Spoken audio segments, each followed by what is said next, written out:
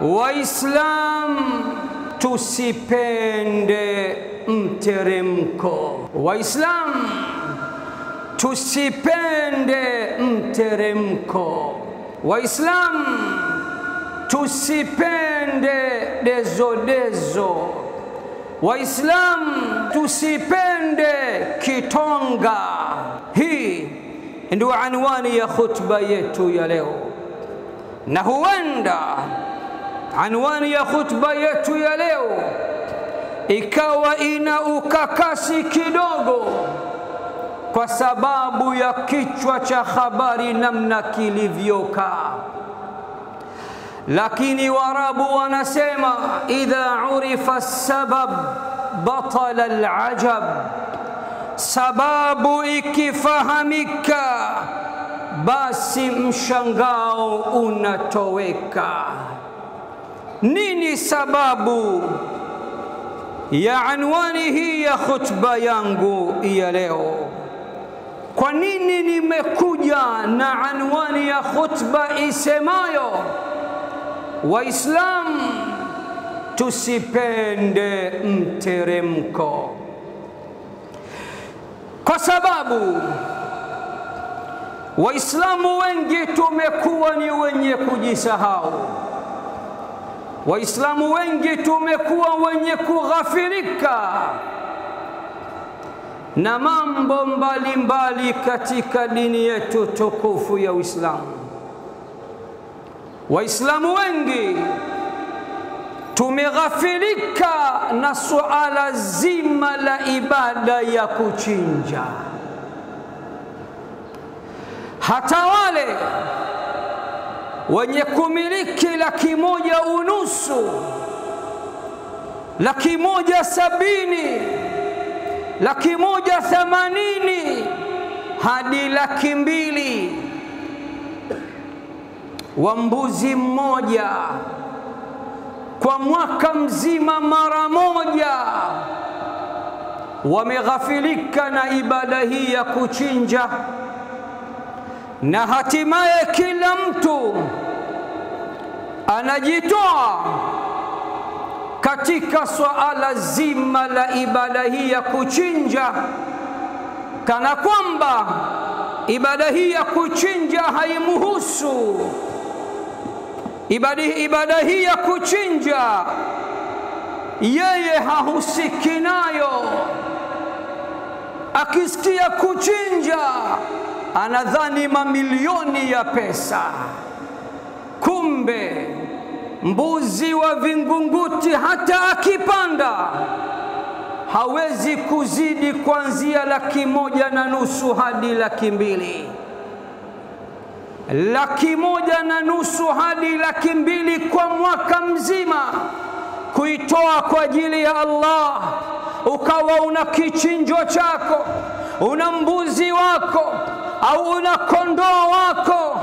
Wengi katika Waislamu hilo hatuna habari nalo, na badala yake wengi wetu tunapenda kitonga, wengi wetu tunapenda mteremko, wengi wetu tunapenda dezo, wengi wetu tunasubiri nyama za Waturuki. Allahu akbar. Hii ndo sababu ya khutba yetu ya leo. Lakini swali, ndugu yangu Muislamu, nikuulize, hautaki wewe kutekeleza mila ya baba yetu Ibrahim alayhi salam? Hautaki wewe kutekeleza sunna ya mtume wetu, mwalimu wetu, kiongozi wetu na kipenzi chetu Mtume Muhammad sallallahu alayhi wasallam? Unaspendi malaki ya pesa na mamilioni ya pesa kwa mwaka mzima. unashindwa kumnunua mbuzi mmoja ukaingia katika orodha, katika faili la Allah waliomfurahisha Allah siku ya Eid, waliomwaga damu ya mnyama kwa ajili ya Allah siku ya Eid, waliojifananisha na Nabii Ibrahim alayhi salam na mtume wetu Muhammad sallallahu alayhi wasallam. كما هو حالنا في عيد الفطر وزكاة الفطر.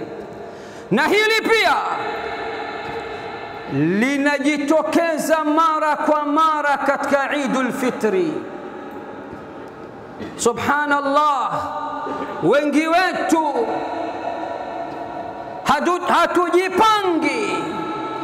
wetu hatujipangi kwa ajili ya kutoa zakatul fitri طهرة للصائم من اللغو والرفث وطعمة للمساكين.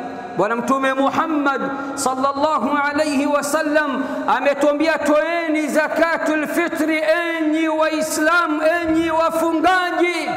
Na sababu za kutolewa zakatul fitri ni mbili, na hikma zakatul fitri ni mbili. Utakaso, humtakasa mfungaji na funga yake kwa ujumla, lakini pia ni chakula na lishe kwa ajili ya maskini.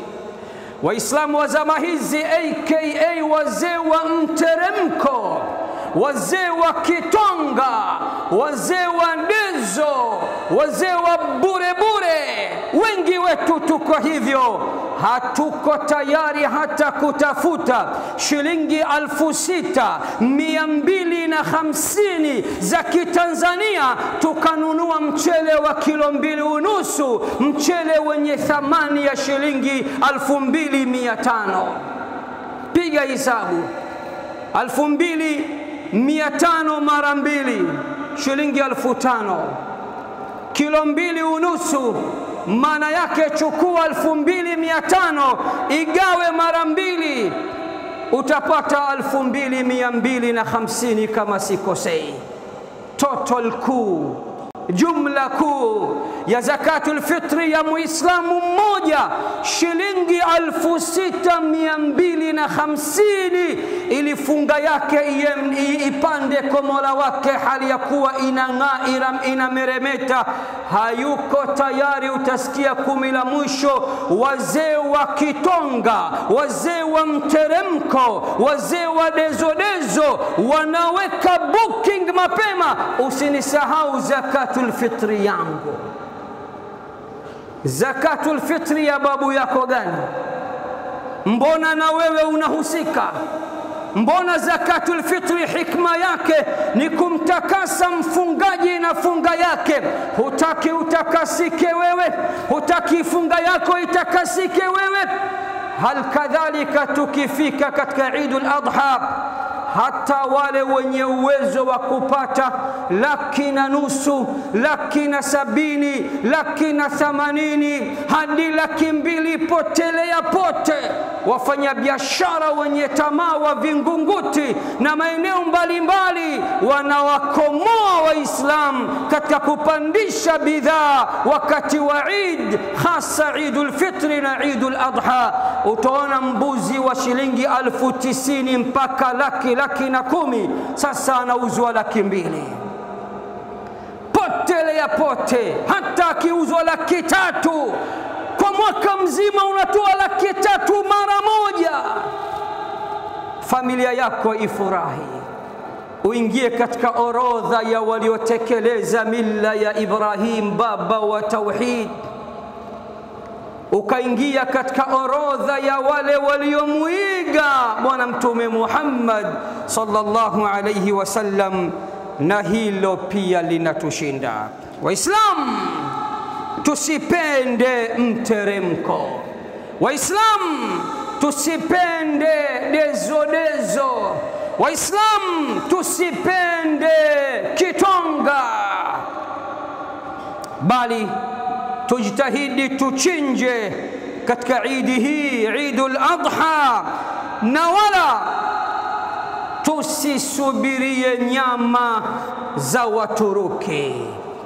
Na hapa niweke angalizo, si wapondi Waislamu wenzangu wa Turuki, bali ninawapongeza kwa wanachokifanya, lakini mimi ninawalaumu Waislamu wenzangu wa Afrika ambao wanashindwa kujua thamani ya kichinjo, ili hali wana uwezo wa kuchinja mbuzi mmoja.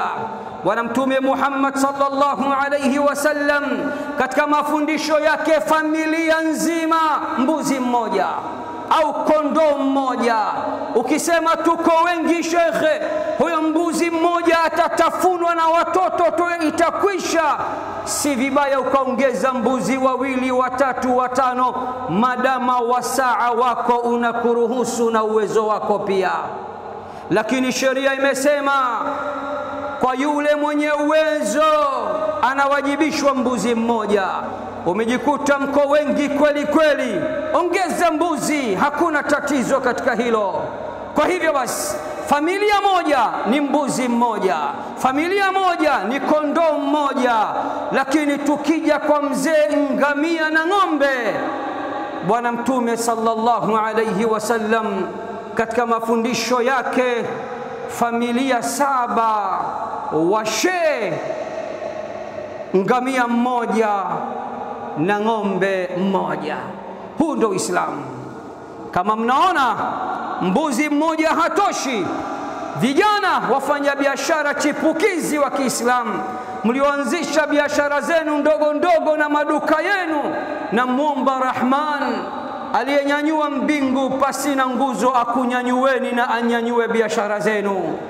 Kama uwezo huo mnao wa shilingi 200,000, chinja mbuzi kwa ajili ya Allah, na utasikia hivi mbele namna Bwana Mtume sallallahu alayhi wasallam anavyotuelezea utukufu wa ibada ya kuchinja ndani ya siku ya Idi.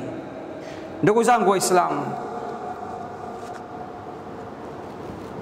tusipende siku zote tukawa ni wakupewa, bali fike pahala nasi tuwe watoaji, bali fike pahala nasi pia watoaji. Msikilize mtume wetu, mwalimu wetu, kiongozi wetu na kipenzi chetu Mtume Muhammad sallallahu alayhi wasallam anavyotuambia, al-yadul ulya khairun min al-yadi sufla, mkono wa juu siku zote ni kheri na ni bora zaidi mbele ya Allah kuliko mkono wa chini. Nini maana yake? Mkono wa kutoa siku zote unakuwa juu babu, na mkono wa kupokea siku zote unakuwa chini babu. Mkono wa kutoa ni bora mbele ya Allah kuliko mkono wa kupokea. Na hapo nigeuze tena shilingi upande mwingine, kwa wale Waislamu ambao hali zao ni dhuful hal, hali zao ni mbaya, ni pangu pakavutia mchuzi, hawajui hata kula yao. Hao ikiwa kweli Allah anawashuhudilia hamuna uwezo huo, hizo pesa wekundu wa Msimbazi mnazisikia tu, basi msiwe na wasiwasi, sheria imewatendea haki. Wale wenye uwezo wameagizwa wakishachinja, moja ya mafungu wa kupeni nyinyi mafukara na maskini wa Kiislamu. Lakini ninachokikataa mimi, kila mmoja kujivua na ibada hizi. Ibada ya zakatul fitri simo 6250, mtu anadai zinamshinda, ana smartphone bando lake kwa mwezi 1030-40-50 kwa mwezi, buku 6250 eti hana kwa mwaka mzima, ili aweze kutakasa funga yake. njoo tena upande wa Idu al-Adha, udhiya, hata mbuzi mdogo wa 1,500,000 eti mtu hana, wakati anaspendi mwaka mzima malaki na mamilioni ya pesa.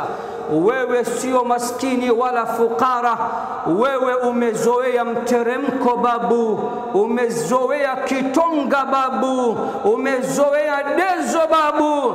Amka babu, na wewe kuwa ni mwenye kuchinja kwa ajili ya Allah jalla fi'ala. Msikilize Allah katika suratul Hajj aya nambari 34, anatuambiaje? Allah anatuambia وَلِكُلِّ أُمَّةٍ جَعَلْنَا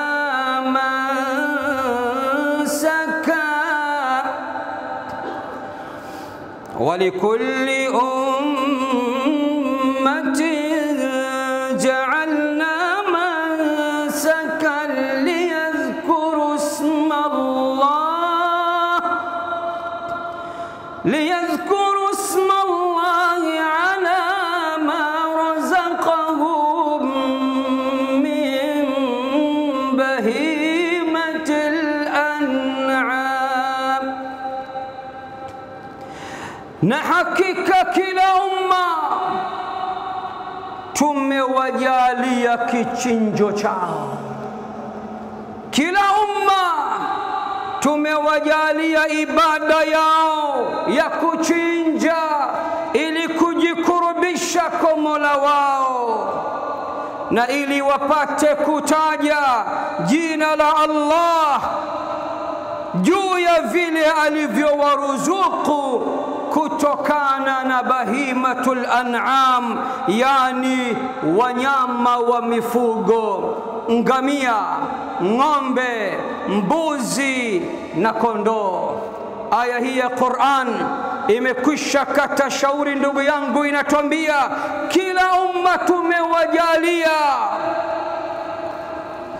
kuwa na ibada ya kuchinja, na ummatu Muhammad sallallahu alayhi wasallam ibada yetu kuu ya kuchinja ni katika Eidul Adha, ni katika Eidul Adha tashabbuhan, ili kujifananisha na Nabii Ibrahim alayhi salam, tashabbuhan bi khalilillah Ibrahim alayhi salam wa bi habibillah Muhammadin sallallahu alayhi wasallam, ili kujifananisha na kipenzi cha Allah Nabii Ibrahim alayhi salam na kipenzi cha Allah mtume wetu Muhammad sallallahu alayhi wasallam, lakini pia ili kujifananisha na mahujaji wote siku ya Eid wanachinja, na kuchinja ni sehemu ya kusihi kwa ibada yao ya hija. Kama hilo walikutoshi na kupeleka katika juzu amma, sura ndogo kuliko sura zote, sura fupi kuliko sura zote, ambapo Allah anatuambia tusali salatul Eid al-Adha, tukishamaliza kusali tuchinje. Ni sura gani na imesema nini? Aqulu ma tasma'un wastaghfirullaha li wa lakum fastaghfiruhu innahu huwal ghafurur rahim wa huwal barrul karim. Kipi sasa alichokisema Allah? Ndugu yangu, tega masikio, niazime masikio ya moyo kabla ya masikio ya kichwa. Sura ndogo, sura fupi kuliko sura zote ndani ya Qur'an, unaisoma kila siku na Waislamu wote takriban wameihifadhi. Allah ndani yake anaagiza tukisha swali, Allah ndani yake anaagiza tukisha swali salatu Eid al-Adha tuchinje wanyama wetu. Allah anasema Bismillahirrahmanirrahim, inna a'tainaka al-kawthar fasalli li rabbika wanhar inna shani'aka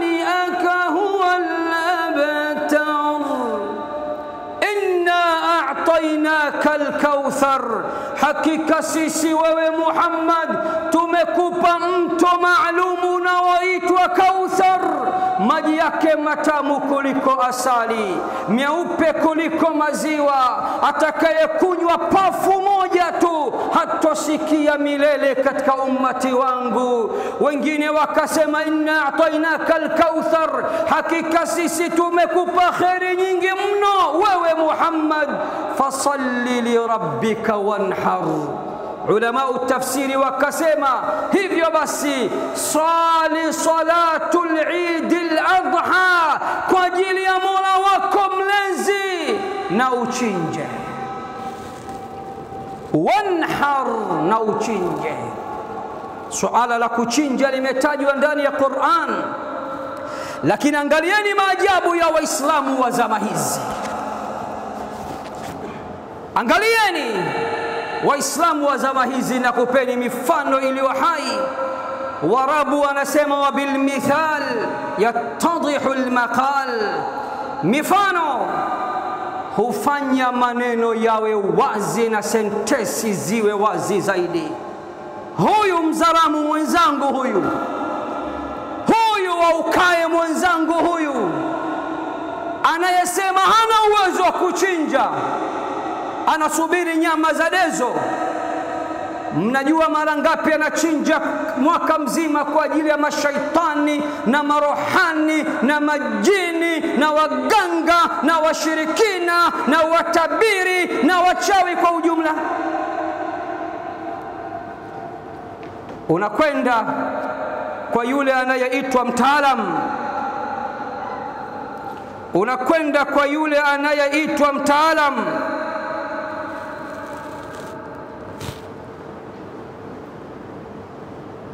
anakwambia tiba yako ni kichinjo babu.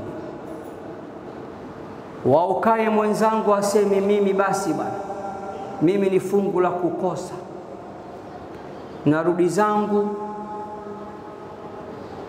mimi napata wapi uwezo wa kuchinja? Tamtolea wapi huyo mbuzi? Atakwenda kukopa. Tuna lugha zetu za mjini, kopa, nyang'anya, piga, ua, garagaza, mbuzi lazima patikane. Na tabana anapatikana mbuzi wa shirki. Mbuzi wa shirki wanapatikana. Vipi sasa mbuzi wa haki hawapatikani? Vipi sasa mbuzi wa halali hawapatikani? Vipi sasa mbuzi wa Allah hawapatikani? Vipi sasa mbuzi wa Nabii Ibrahim alayhi salam hawapatikani? Vipi sasa mbuzi wa Mtume Muhammad sallallahu alayhi wasallama hawapatikani? Najiulize, kwa mwaka kafara ngapi ulizofanya za kishirikina na mbuzi wangapi uliowachinja? Lakini geuza shilingi upande wa pili, jogoo wangapi kwa mwaka uliowapeleka kwa waganga?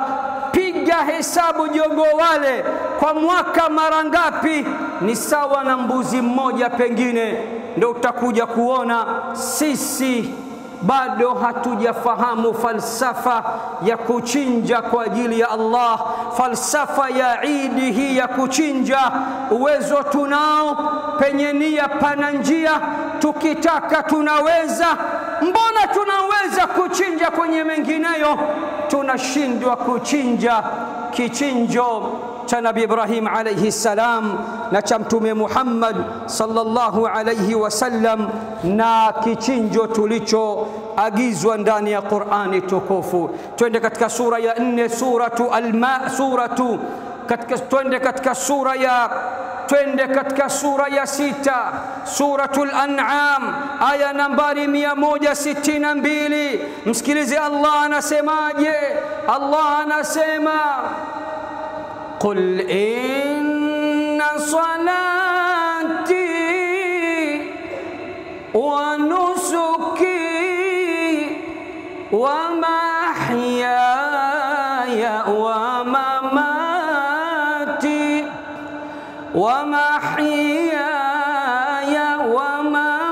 ومماتي لله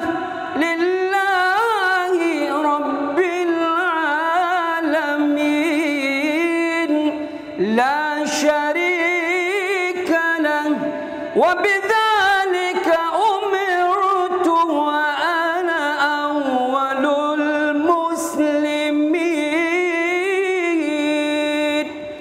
قل سما ewe Muhammad, inna salati, hakika ya sala yangu, wa nusuki, na kichinjo changu, wa mahyaya, na uhai wangu, wa mamati, na umauti wangu, lillahi rabbil alamin, vyote hivyo ni vya Allah mlezi wa walimwengu mzima, la sharika lah, hana mshirika.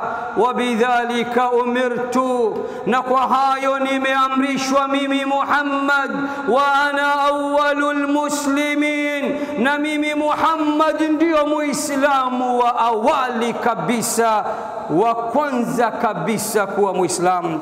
Kama hilo halitoshi, pokea sasa hadithi nzito ya bwana mtume Muhammad sallallahu alayhi wasallam aliyoipokea al-Imam Tirmidhi katika sahihi yake kwa nambari 1493, na ameipokea al-Imam Ibn Majah katika sahihi yake kwa nambari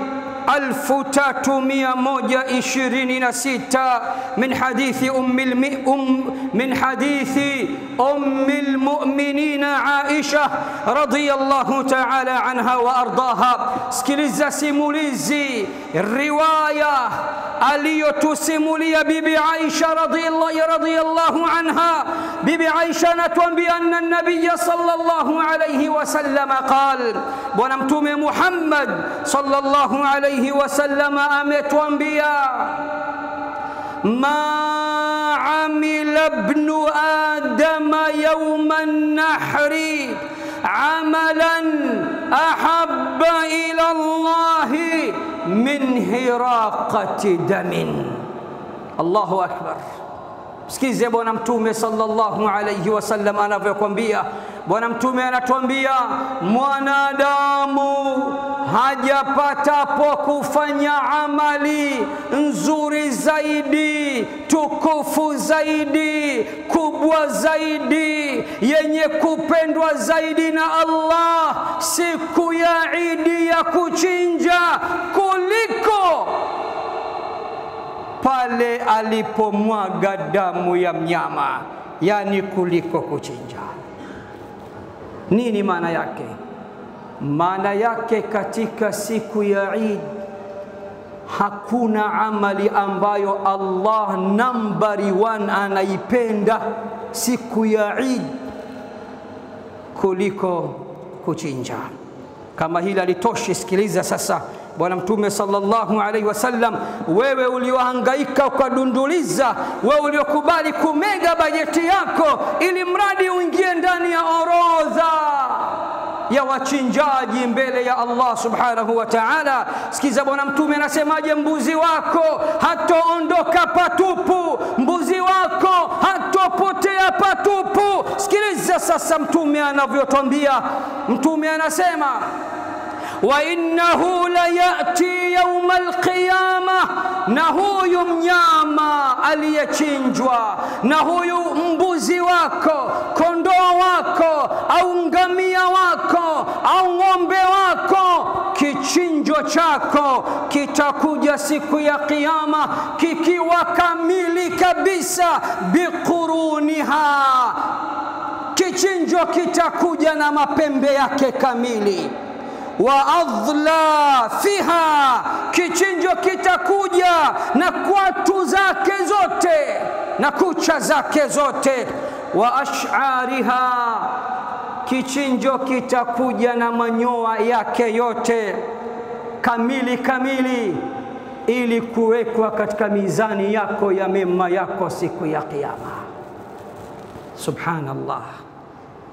Kisha bwana mtume anasema, wa inna ad-dama la yaqa'u min Allahi bimakanin qabla an yaqa'a 'ala al-ardi fatibu biha nafsa. Nakumbukeni, tambueni ya kuwa hiyo damu anapochinjwa huyo mnyama, hiyo damu kabla ya kudondoka katika michanga yenu ya duniani tayari imekwisha dondoka mbele ya Allah kwa thamani nzito, kwa fadhila nzito, kwa kheri nyingi na kwa baraka tele kabisa.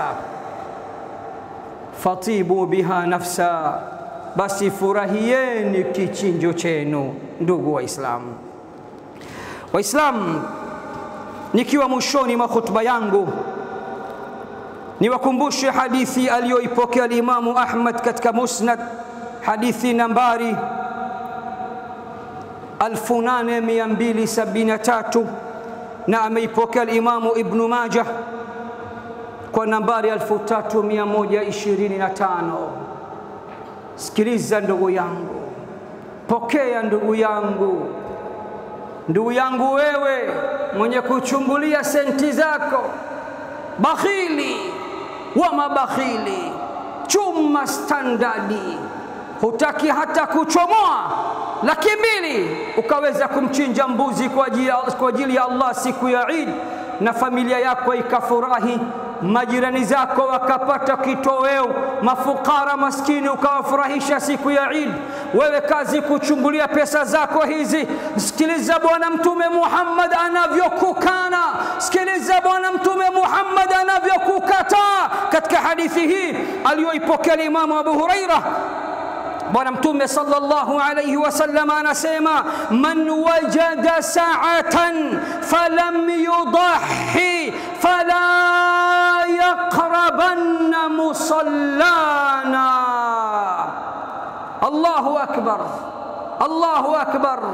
Sikiliza Bwana Mtume anasemaje, yule aliyepata wasaa wa kuchinja, yule ambaye Allah kampa wasaa wa kuchinja, anazo fedha, mzigo anao, mpunga anao, senti anazo, kisha akafanya ubakhili, akazembea, akapuuza na hakuchinja, Mtume anasema asinikurubie, asije katika musalla wetu, huwa hatumtaki. Bwana Mtume amekukataa wewe chuma standardi. Bwana Mtume amekukataa wewe bakhili wa mabakhili. Bwana Mtume amekukataa wewe mkono wa birika. Bwana Mtume amekukataa wewe mwenye kutazama sana pesa zako, hauko tayari kumwaga damu ya mnyama siku ya Eid kwa ajili ya Allah. Mwenye wasaa na asichinje, huyo asitukurubie katika musalla wetu. Nini unataka baada ya Mtume Muhammad sallallahu alayhi wasallam kukukataa? Na hitimisha khutba yangu kwa mambo makuu mawili. Jambo la kwanza, si kila mnyama anachinjwa. Udhiya, kichinjo ndugu zangu, kina masharti na vigezo. Masharti na vigezo vya udhiya ni matatu. Sikiliza vizuri. Sharti la kwanza, huyu mnyama ambaye lazima atokane na aina 4 ya wanyama, ama awe mbuzi au awe kondoo au awe ng'ombe au awe ngamia. Wazee wa kokoriko hamkubaliki hapo. Wazee wa kokoriko hamuna nafasi katika hili. Juzi tu, na wallah nimefunga leo, juzi tu kuna Muislamu kanitumia message katika Instagram, anasema Sheikh, sina uwezo kabisa, naruhusiwa kumchinja kuku. Ndio natoa ujumbe sasa kwa Waislamu wote, kokoriko hana nafasi katika Eid hii. Ukichinja kuku wako hata 10-20 hautoandikiwa thawabu kama vile umepata kuchinja katika Eid hii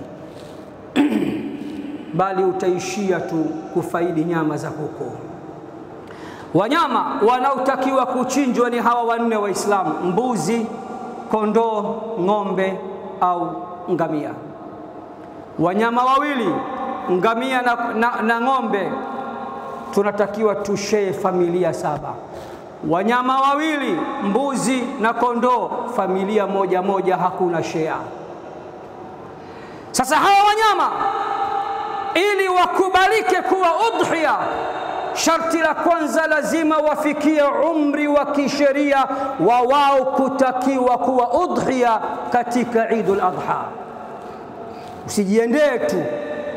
Sikiliza sasa, kama mmeamua kumchinja ngamia, familia aina 7, hakikisheni ngamia ana umri wa miaka 5, kuanzia miaka 5. Na kama ni ng'ombe lazima awe na umri kuanzia miaka 2. Na kama mbuzi lazima awe na umri wa mwaka 1, kuanzia mwaka 1. Na kama ni kondoo lazima awe ana nusu ya mwaka 1, bimaana miezi 6. Shekhe, umetupa kibarua, umri wa watoto wangu sikumbuki, umri wa watoto wangu mimi sikumbuki, mpaka niulize kwa waifu, hivi huyu kazaliwa mwaka gani? Wanawake ndio wana kumbukumbu, mimi nitajuaje umri wa mnyama? Wauzaji wanajua mnyama huyu ana umri gani.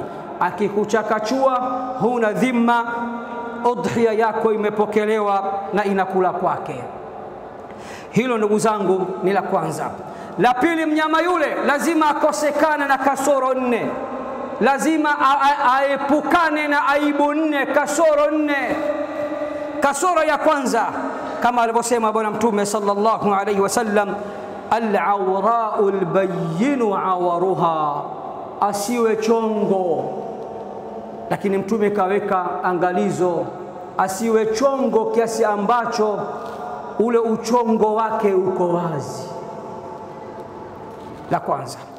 La pili, bwana Mtume akasema, wal maridatul bayyinu maraduha, asiwe mgonjwa kiasi ambacho hata asiyekuwa mfugaji anajua huyu mbuzi ni mgonjwa. Asiwe mgonjwa ugonjwa ulio wazi kabisa. Sharti la tatu, wal arja'ul bayyinu dhala'uha, na asiwe kilema, amevunjika mguu, kiwete, lugha ya mjini, asiwe chiba, anachechemea kiasi ambacho kilema chake cha mguu kiko wazi. Sharti la 4, wal kasiratu allati la tunqi au wal kasiratu allati la tanqi, asiwe amekonda kiasi ambacho hata hana mafuta. Sharti la mwisho ndugu zangu, udhiya yako lazima uchinje ndani ya muda wa kisheria. Uchinje ndani ya muda wa kisheria, na muda wa kisheria huanza mara baada ya kuswaliwa kwa salatul Eid na siku 3 za mbele. Wengi wanadhani kuchinja ni siku ya Eid peke yake. Kama Allah hajakupa riziki siku hiyo, ukaja kufumania riziki siku ya Eid, tena mchana au usiku wa kuamkia Eid pili, unaambiwa bado hujachelewa. Ibada hii ina siku ya Eid na masiku 3 ya mbele ya ayamu tashriq. Ukichinja kabla ya Eid, imekula kwako, haiwezi kuhesabiwa kuwa ni udhiya mbele ya Allah jalla fi ula. Mtume wetu Muhammad sallallahu alaihi wasallam, ndugu zangu, imethibiti kwake yeye mwenyewe akiwa ni mwenye kuchinja, kama alivyopokea al-Imamu al-Bukhari katika sahihi yake na al-Imamu Muslim katika sahihi yake. Kwa kuokoa muda naomba muniwe radhi nisitaje hadithi nambari. Anas anasema, dhaha Rasulullah sallallahu alayhi wasallama bikabshaini amlahaini aqranaini dhabahahuma biyadihi wa samma wa kabbar. Bwana Mtume sallallahu alayhi wasallam alichinja kondoo wawili weupe wenye mapembe mazuri, kawachinja kwa mkono wake. Wasamma, akasema bismillah, wakabbar, akasema Allahu akbar. Mtume Muhammad sallallahu alaihi wasallam amechinja tena kondoo wawili. Riwaya nyingine inasema amechinja akasema, ya Rabbi, kondoo huyu ni kwa niaba yangu na familia yangu, na kondoo huyu nachinja na wachinjia umma wangu wote. Allahumma salli wa sallim ala sayyidina Muhammad wa ala ali Muhammad. Mwisho kabisa, ndugu zangu Waislamu, Bwana Mtume sallallahu alaihi wasallam ametuambia aliyetia nia ya kuchinja, man kana lahu dhibhun yadhbahu fa idha uhilla hilalu dhil hijja fala ya'khudhanna min sha'rihi wala dhafrihi shay'a, yule ambaye ametia nia ya kuchinja mwezi wa Dhulhijja ukiandama tu, mfungo 3 ukiandama tu, asikate kucha zake, asikate nywele zake, nywele za kichwani, za mustach, za ndevu, popote pale asiguse katika nywele zake mpaka atakapochinja. Akichinja aende saluni akatengeneze nywele zake. Kwa nini? Kwa sababu Allah anataka akulipe malipo ya kichinjo kamili kabisa kwa idadi ya viungo vyako vyote. Umekata kucha, utalipwa idadi kwa viungo vya kucha, kucha fupi. Mtume anakutaka una kucha ndefu ili upate malipo kamili. Nywele zako umepiga upara, pale umekosa upande wa nywele, hautolipwa malipo kupitia kiungo cha nywele. Lakini ziache ziote kwa muda wa siku 10 hizi. Ukimaliza kuchinja pale nenda kashave na nenda kanyoe. Waislam tuchinje, kwa sababu kuchinja ni sunna, kuchinja ni mila ya baba yetu Ibrahim alayhi salam.